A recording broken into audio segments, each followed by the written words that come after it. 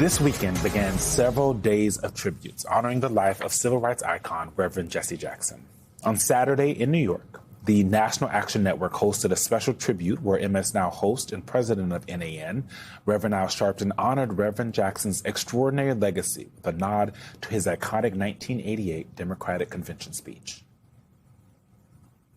Jesse, we won't let you down. Jesse, we won't leave the battlefield. Jesse, we won't turn back. Jesse, we won't bow down. Jesse, we won't give in.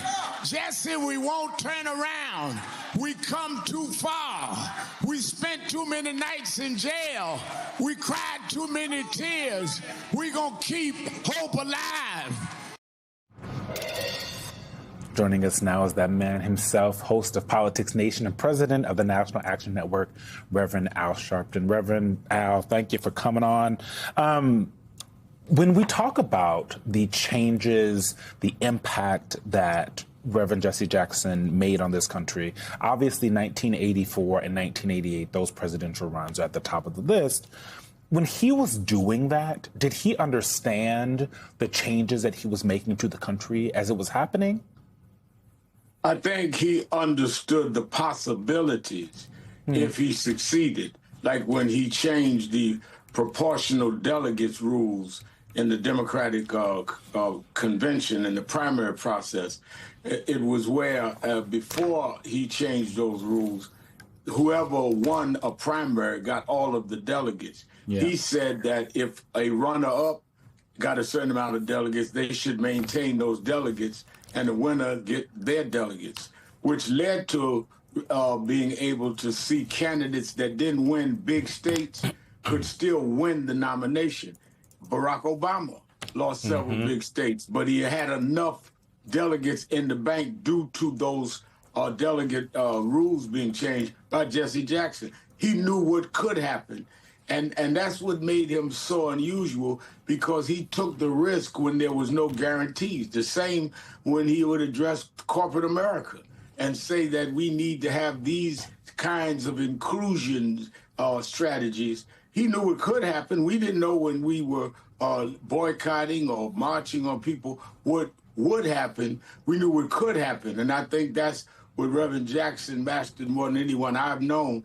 The possibilities are there, so you just need the faith and the hope to go and try and make it happen.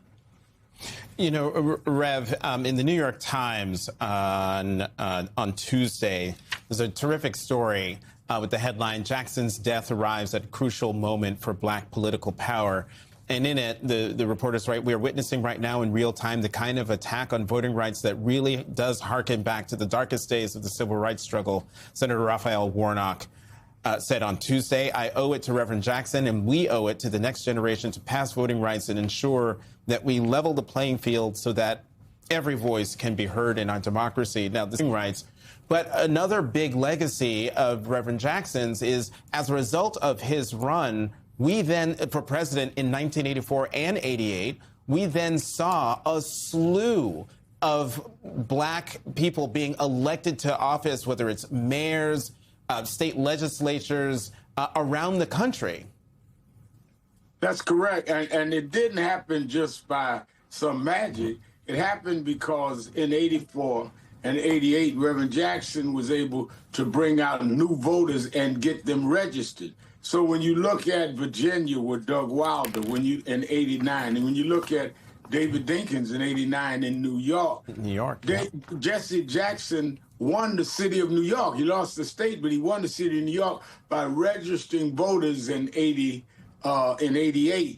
Those voters came back the next year and elected the first black mayor. That's just one of many examples. So there was always a practical and a countable things that Reverend Jackson wanted. He didn't want to just leave it up in the air. He used to say, we have to have real concrete victories, all of which is now at stake, because when he started, he went to Selma, Alabama as a student, hearing the call of Dr. King after the beatings on the Edmund Pettus Bridge when SCLC and SNCC were doing the marches for voting rights. He started in Selma.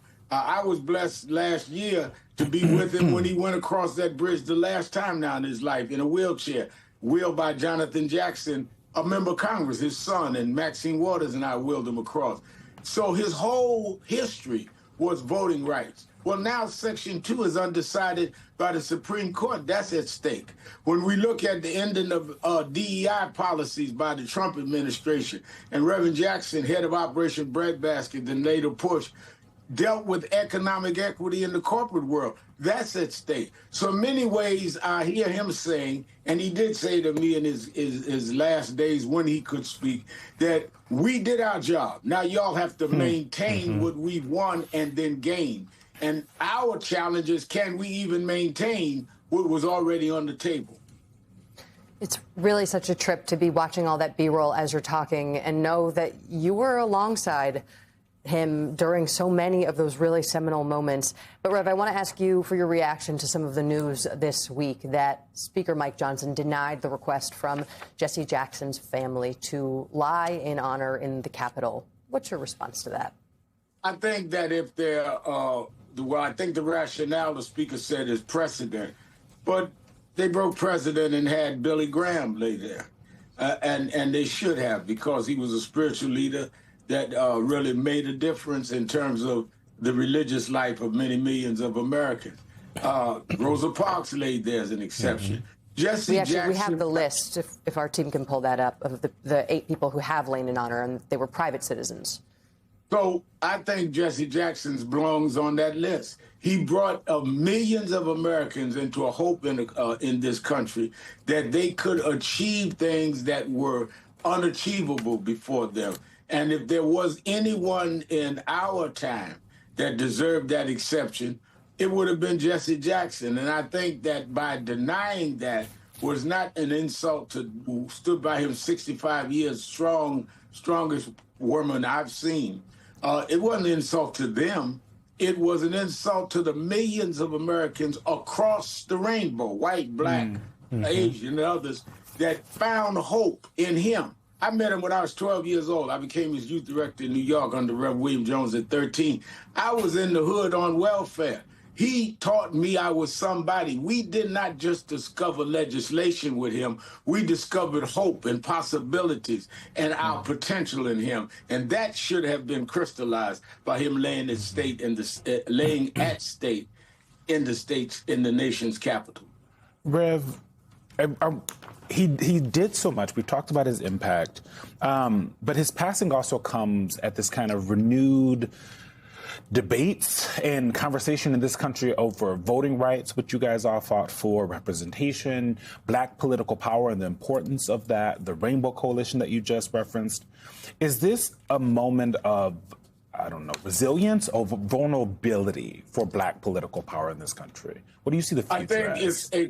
I think it's a question of whether we will see ourselves vulnerable, but I think that it is also a test of our resilience, because I can remember many times I would get frustrated fighting a racial profiling case or a police brutality case, and I'd say, Reverend Jackson, this is real bad, this is crazy, these people are inflexible.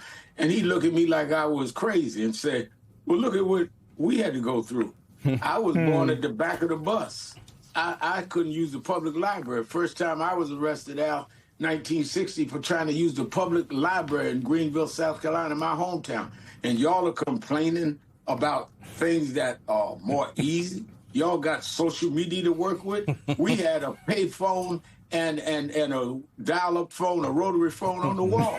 So he would never allow us to have excuses. And I'm saying today, we should not use excuses. We should use the Jesse Jacksons and the John Lewises, back to Dr. King, as our motivation, not as our memories. And Rev, on that point, I'm going to put up a picture, because yesterday would have been the birthday of now the late Congressman John Lewis. This is a picture I took on March 4th, 2018, during the Faith and Politics pilgrimage, the annual pilgrimage that Congressman Lewis would lead to Selma. The person in green is Congresswoman Terry Sewell, who's the Congresswoman for Selma. And right behind her is then Senator Kamala Harris. But here you have John Lewis and Jesse Jackson together, two icons of the movement who are now no longer with us. Just real fast, because we're out of time, just your last thoughts on those two great men, but especially Reverend Jackson. Reverend Jackson and John Lewis were 13 years younger than Dr. King. They were the young part of his generation and passed it to our generation. I'm 12 years younger than them and dealing with younger activists. Our job is to keep the chain from being unbroken, to preserve voting rights, to preserve civil rights, to preserve the coalition. We had two giants, and I was there when both of them walked across that bridge the last time. We should not make their going across that bridge in vain, because they could have lived different lives. They didn't, to better our lives. We have got to pick up the baton and hold on.